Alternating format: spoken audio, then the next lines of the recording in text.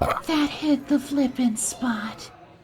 Scattershot sat there rubbing her belly after eating her third apple fritter and grinning over to Compound, who was sipping on some Manhattan-style cider and finishing her cup. Manhattan-style had some fermented pears in it as well.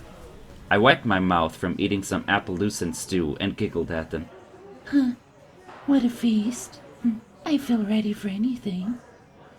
Compound gave me some very sweet eyes and rubbed her nose against my cheek. Good thing we have this monster around, huh, Scattershot? She stuck her tongue out at our gun-nut mare, who rolled her eyes. All right, girl. No judging a book by its cover, I suppose. They chuckled, and I started growling playfully and got real close to Compound's nose, grinning from cheek to cheek. I can be pretty scary, you know. So, are you gonna bite me? Yeah. I smirked and kissed her. Her cheeks went bright red, and her ears went sky high. Scattershot had her nose in Compound's mane as we scooted closer to another, and gave me and Compound a kiss right on the nose. You're both the best thing. Her cheeks were red as her mane at this point. That's 195 caps, loverbirds. The waiter interrupted us, and I gulped as I put the caps into a bowl he put onto the table and gave him a proper tip as well. We got our stuff together and headed downstairs. I gazed at my magic reader device I'd gotten before we got down to eat here, and got a pretty interesting reading off one of the walls, which, as I suspected, no one noticed. Outside, and through the huge double doors, we once again had to go through the scanners. It felt like leaving paradise and going back to hell and Earth. Scattershot turned in her coupon at the guardhouse, and a familiar face approached us. So, you said, don't forget our bout and happy hunting, New Leaf.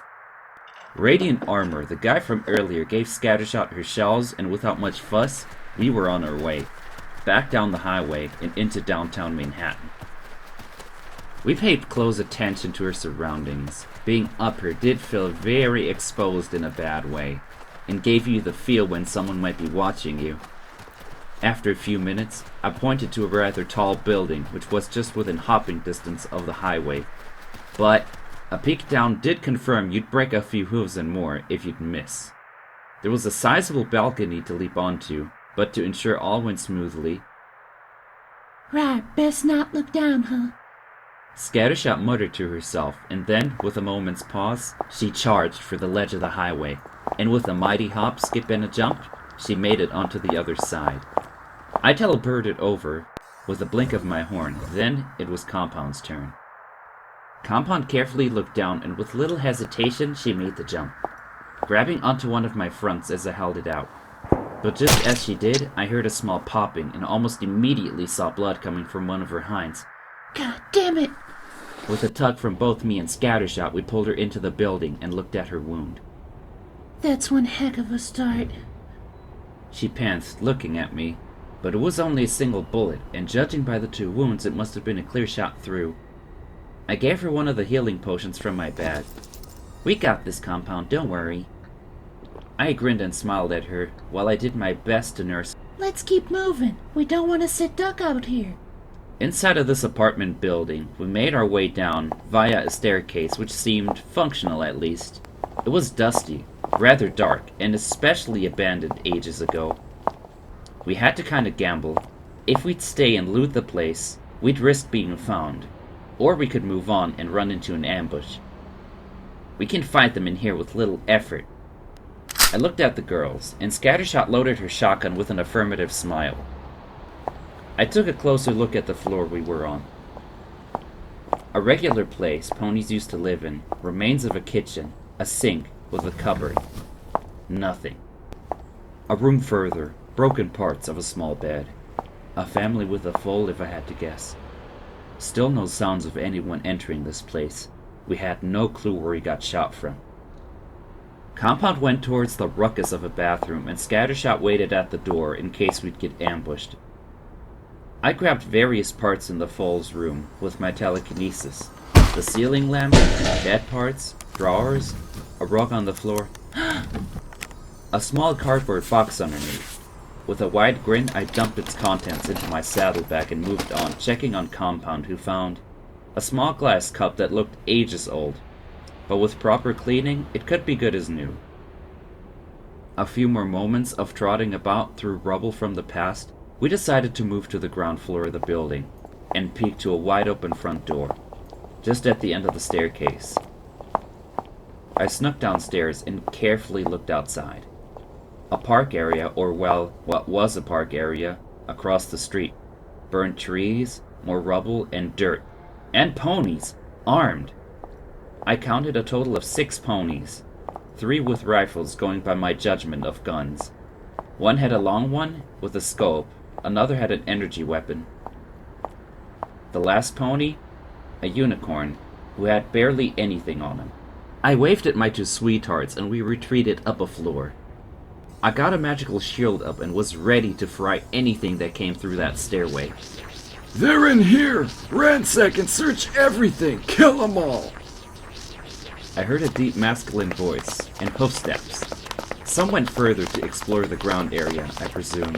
They couldn't possibly make it this simple. I saw the pink mane and red horn of a mare who turned the staircase with a rifle held. Her eyes widened. She didn't even get to make much of a sound as I fired one heck of a shattering fireball into that corner, blasting whatever was in that stairwell. Screams of ponies, their last moments, but this was self-defense. We had to hold our ground, and fought for what we stood. Gosh, Buck! I heard from downstairs. More hoofsteps.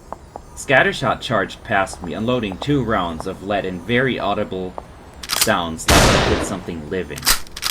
I quickly followed her downstairs, past the bodies of the raiders, 4 of them just laying there. The remaining 2 were facing down the hallway. They turned around to see a mare with a shotgun and a magical alicorn aiming at them. They knew they were beat, or so I would expect. So, you gonna actually stop mugging ponies like this? Or you wanna end up like your friends here? Compound had followed me downstairs, a green bottle levitated by her. Gah! Want her stuff? Take it. It's all yours. A Colt threw his gun and a small pouch he had in our direction. My suspicions were raised, a trick I did to some pony once. I kept my distance from that bag and my shield was still way up. We're not raiders, just ponies passing through, trying to make a difference. I growled at them. The other pony was a blue earth pony mare. She had that look on her face like she'd be fearing for her life. That thinking that's a good way to get you killed. Well, I ain't looking a shotgun barrel in the eye, Smarty. You don't have to go around murdering your neighbors. But what if I want? His survivor was digging around in a saddlebag of her own, then sighed. This standoff lasted for a few moments. Sorry. The unicorn muttered, and next thing a loud, thundering explosion emerged from her and her bag, with all the visuals you would expect. His friend was also blown to smithereens. My shield got little more than a crack, running along it, and we got shoved back a little, but not much more. I averted my eyes to the blinding light and flames, and instinctively held a hoof in front of my eyes, as dust and rubble fell around. I started to piece together what this may have been. A grenade. Something from inside of her bag. Damn it. Why did some ponies have to go to these lengths? Because maybe it's easier than chewing on a piece of truth. Goddesses, damn it, spineless slouches. Scattershot was the first to comment on this. I was trying to hold back tears, but I understood. There was nothing much we could have done. But the helplessness, and to some extent me feeling useless, did get to me. I felt a hoof around me and found Compound looking, as if she read my mind. There's nothing we could have done. We're alive still. That matters. I grinned at her, but then I brought my shield down because I realized there were 4 bodies upstairs. Maybe one of them had something good. Plus, it would be a swell distraction. Idea! Follow me, Airy Pony! I galloped up the stairs and started to search through what were remains of bodies, some hooves and more. I found 3 guns, but the rest was torn armor and lots of stuff that was beyond recognizing. I levitated them like I found treasures as the girls caught up to me. New Leaf's weapon shop is open for business. I'll carry 'em. Plus, too much firepower ain't no harm. Scattershot put them on her back, strapping the weapons on, and with a clear coast, we left the building. The Ministry of Image building wasn't far from here, but it was across the park and through 1 or 2 streets. We kept low to avoid any more ambushes, sneaking by dead bushes, broken park benches, and even what used to be a functional fountain. It was almost eerie, but also in a way serene, being out here, in a park. All this destruction, in a way, had an artistic touch to it. Then again, I considered quite a few things artistic, like fireballs and bigger spells. Oh well.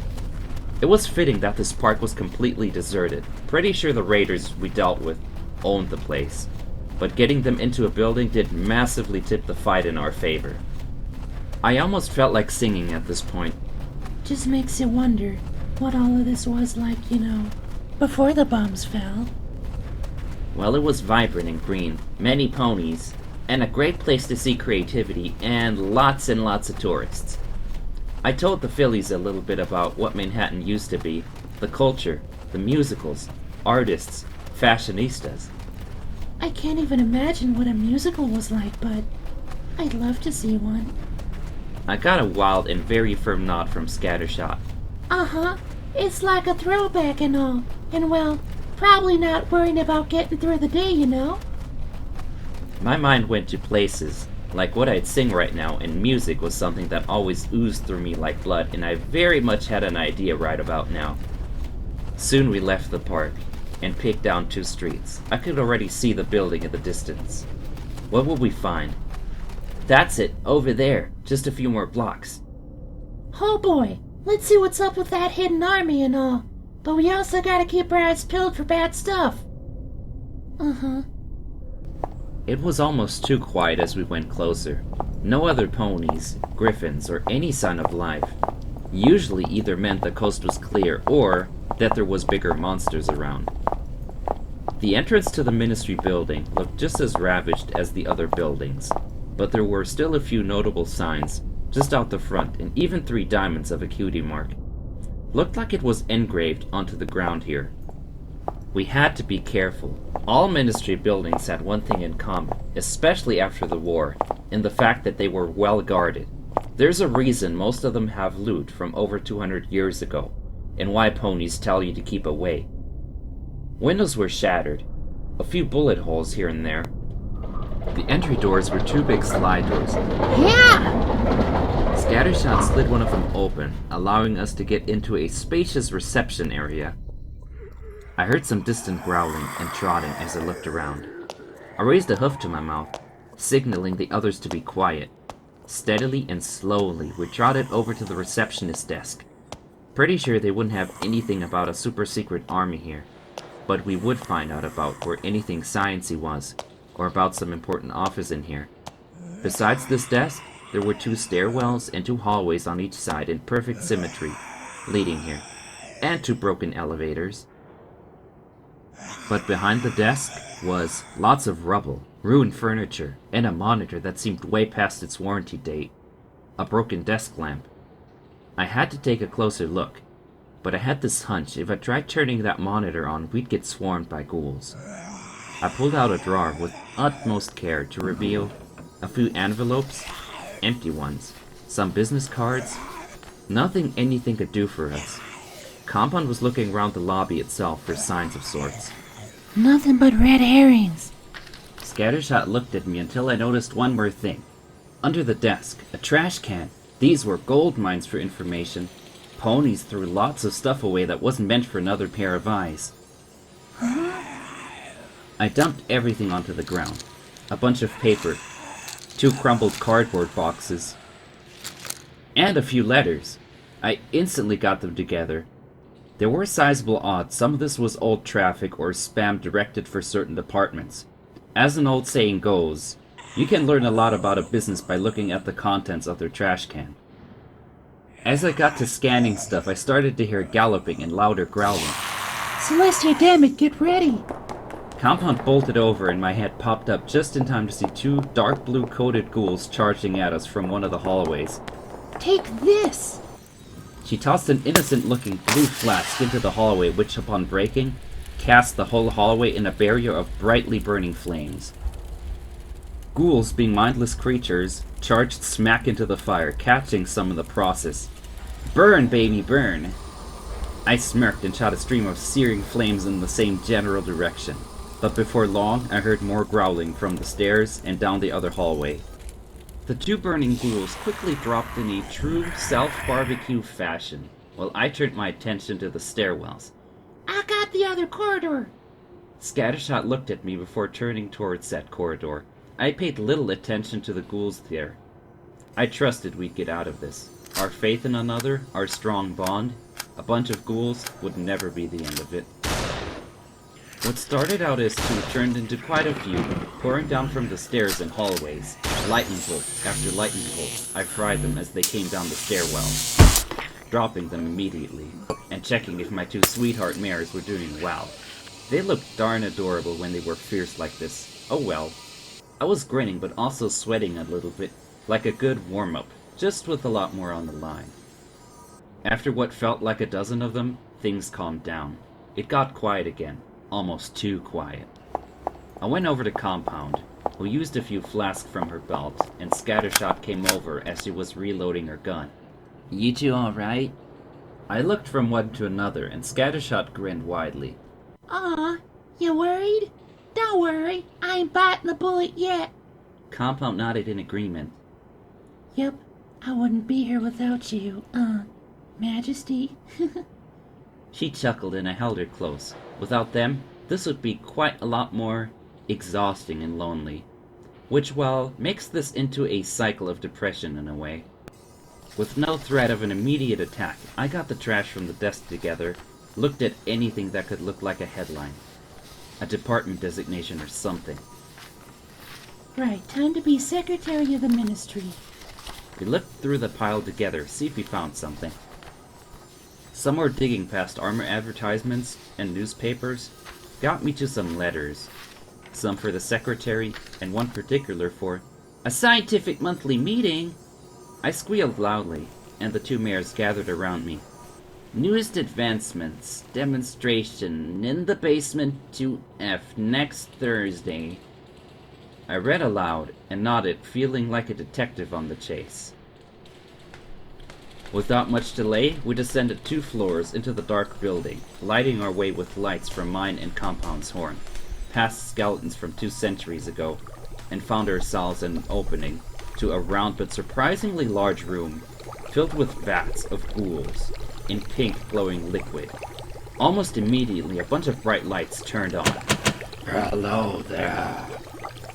I had no clue what this was, but it felt like we just found something we really weren't meant to find.